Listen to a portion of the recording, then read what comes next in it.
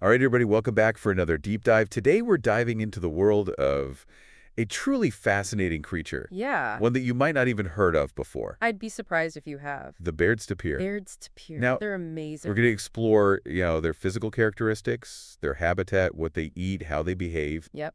and also, unfortunately, the threats that they are facing out in the world. So just to kind of paint a picture for our listeners who maybe haven't even seen a picture of a tapir before, Right. they're the largest land mammal in Central America. That's true. And really, I mean, they're kind of a mix between like a pig and an elephant Yeah, you get that. with this really cool prehensile snout. It's really striking. So Yeah. we're going to learn a lot about the Baird's Tapir today. Well, you know what's really cool about that prehensile snout is that it's basically like a super flexible nose. Almost acts like an extra hand for them. Wow. You know, they use it to grasp leaves and fruits and even pull down branches to get to the tastiest treats high up there. So it's not just for show. No, not at all. It's very functional. So speaking of the areas that they live in, where exactly can we find these Baird's tapirs? Well, they actually inhabit a really large range, from southern Mexico Oh, wow. all the way down to Colombia. That's a huge area. Yeah, it is. And they love lush habitats, you know, like rainforests, Oh, I bet. cloud forests, even swampy mangroves. Oh, wow. So they can handle a lot of different environments. They're adaptable, for sure. So you said they're the biggest land mammal in Central America.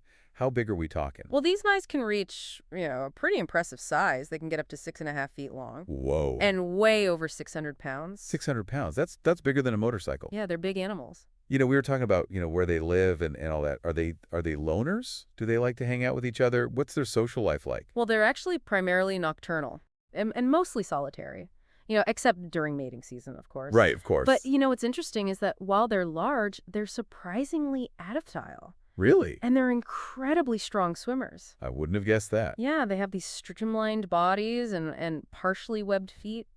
Wait, partially webbed feet? Yeah. I never would have pictured that. Well, it helps them navigate flooded forests and rivers really effectively. That's pretty cool. So they're roaming around all these different landscapes.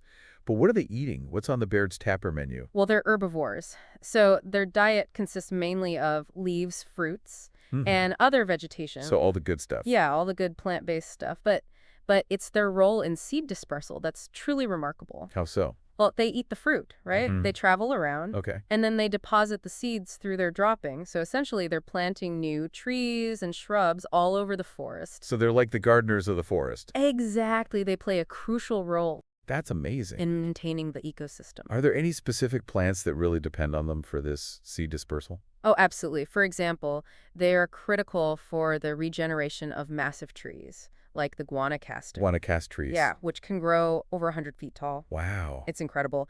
And these majestic trees, they're what we call keystone species. Okay. You know, they provide habitat for countless other animals. So they're really important for the whole ecosystem. Exactly. And without the paper, you know, their ability to regenerate and spread would be severely limited. Wow. It's amazing how such a large animal plays such a vital but understated role in the ecosystem. Yeah, they're kind of unsung heroes. But sadly, I imagine, like a lot of creatures, they're facing some threats out there. Unfortunately, yes. The Baird's tapir is classified as endangered. Endangered. Yeah, and it's mainly due to habitat loss. You know, deforestation for agriculture and development is a big problem. I can imagine. And then you add poaching on top of that for their meat and used in traditional medicine. It's really sad to hear that. It is. So, are there any conservation efforts being made to try and protect them?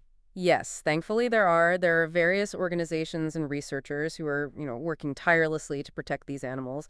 Some of the strategies they use involve establishing protected areas, Okay. working with local communities to promote sustainable practices, and just raising awareness about the paper's importance to the ecosystem. That's great to hear, that people are fighting for them. It is hopeful. It really makes you think about how interconnected everything is in these ecosystems. Yeah. If the Baird's paper were to disappear, It would be devastating. what would happen to those giant guanacast trees? Exactly. What happens to all the animals that depend on those trees? It's a domino effect. It is a ripple effect that would be felt throughout the whole ecosystem. This deep dive has been truly eye-opening. I agree. We've gone from just like, oh, a big animal, to understanding how crucial they are for maintaining the balance of an entire ecosystem. They're vital. It really makes you wonder, what can we do to help protect these incredible animals? Well, I think even just being aware of their existence and the challenges they face is a huge first step. Right. And, supporting conservation organizations, Hmm. making sustainable choices as consumers,